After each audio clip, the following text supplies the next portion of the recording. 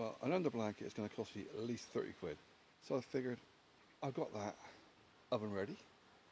And yeah, if I just tie it up to the power cord while I go for the next excursion, I mean, it's going to be further down that way. And that'll cover the complete, well, most of the green section, because that's 2 meters long. The interior of the hammock is 3, so you're talking 1.5 meters for the orange bit.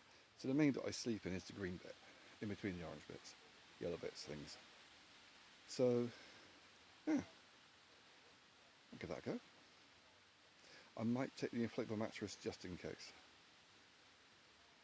But it does keep out the wind, so that might be alright. There's no way in hell I'm going to lie down in that. I did it before and the hedge that yeah, the hedge kind of broke. I need to go and get myself some logs or some bamboo. But yeah, that looks, I mean, 2 meters by 2 meters. By the time I get in there, yeah, I'm looking forward to trying that next time I go out.